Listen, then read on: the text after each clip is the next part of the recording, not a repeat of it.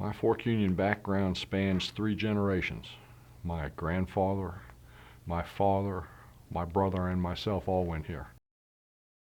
I graduated as a postgraduate in 1977, returned to work as a TAC officer here in 1990, and have pretty much been here ever since.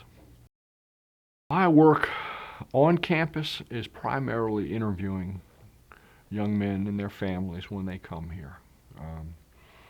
They spend the first part of their day with a cadet, and the cadet will tour the campus with them and answer the questions. And to me, that's the most valuable thing that happens to them. If I'm a young man, I don't care what the guy in green's experience was here in the 70s. I want to know what it's like here. I want to hear it from someone that looks like me.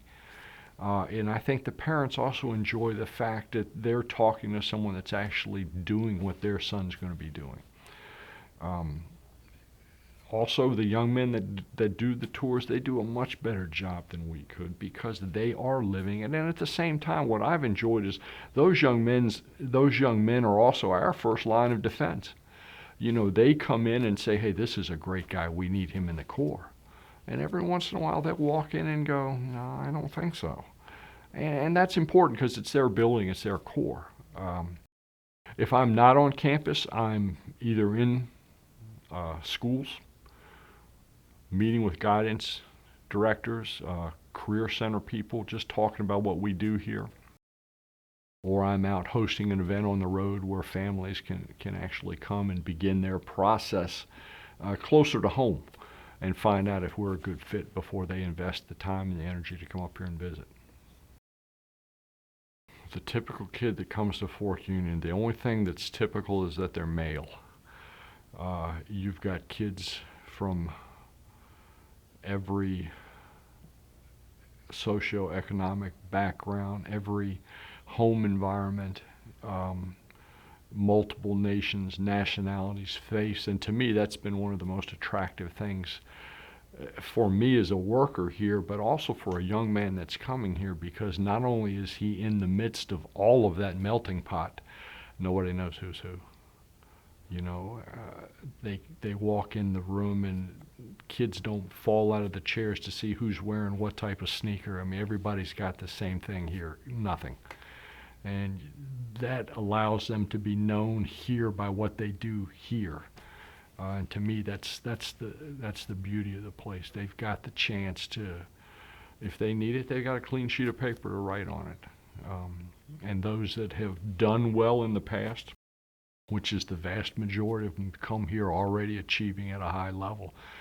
It's an environment that just gives them more and more.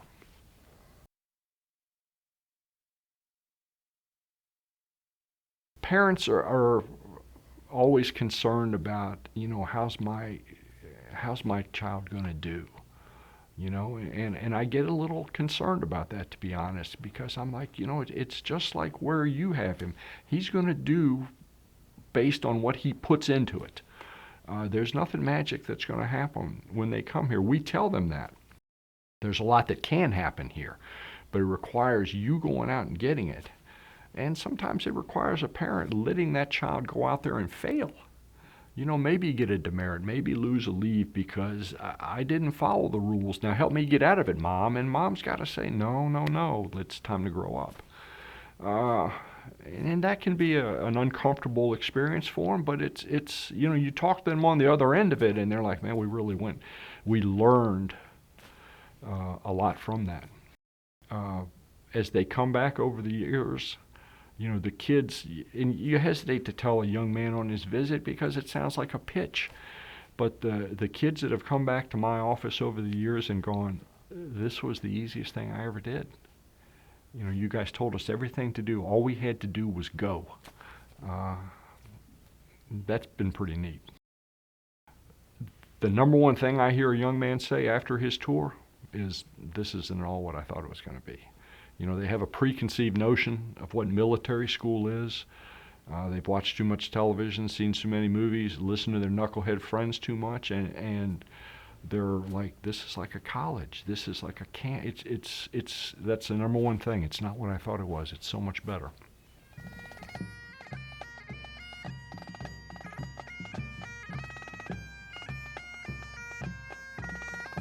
Do you want to be the average guy, or do you want to be a different guy?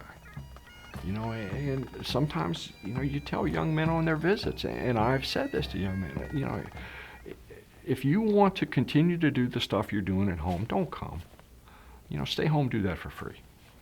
If you're willing to be challenged, and you come here and want a little help maybe getting over that hurdle, yeah, you're in the right spot. But there aren't any unimportant details. And that's the beauty of this place is if you can learn that at 16, 18 years old, and that's where it goes back to the prep school. What does prep school mean?